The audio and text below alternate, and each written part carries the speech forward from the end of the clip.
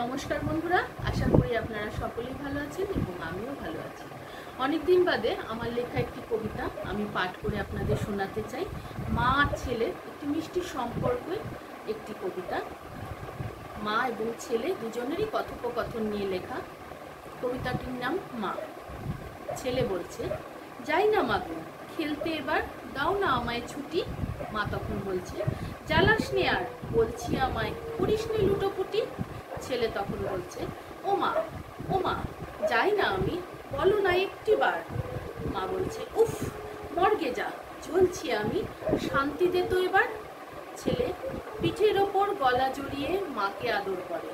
মা বলে, সব বুঝি রে, স্বার্থ ছাড়া মাকে কি মনে পড়ে। ঘরের এক পাশেতে পুকুর আছে, এক পাশে ঝোপ। কাজের ফাঁকে মায়ের মনে পড়ল যে এক কোপ। আসলে আমরা সব মায়েরাই সন্তানকে নিয়ে এতটাই চিন্তা করি যে সব সময় মনের ভেতরে কু ডাকে।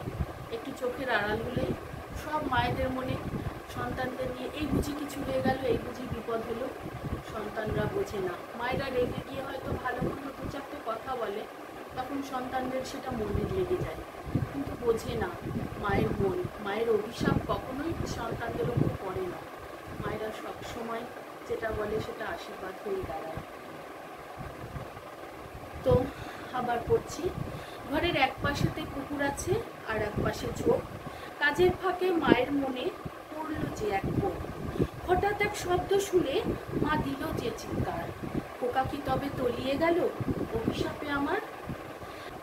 দিক বেদিক না বুঝে মা ছুটে পড়ল ভেঙে পার। তলিয়ে যেতে যেতে মা দেখে, ওই তো খেলছে খোকা তার। ঠোঁটে হাসি নিয়ে মা তলিয়ে গেল জলে। ঈশ্বরকে প্রণাম জানিয়ে বলে, ভালো রেখো আমার ছেলে। মায়েরা কখনোই সন্তানের খারাপ চায় না, যতই বকাবকি করুক, মারুক, যাই করুক।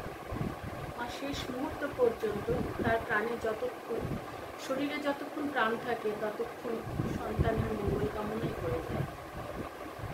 আমার তরফ থেকে সকল মায়েদের হয়ে সকল সন্তানদের ভালোবাসা, আশীর্বাদ। ভালো লাগলে অবশ্যই একটি লাইক করবেন এবং কমেন্টের মাধ্যমে জানাবেন।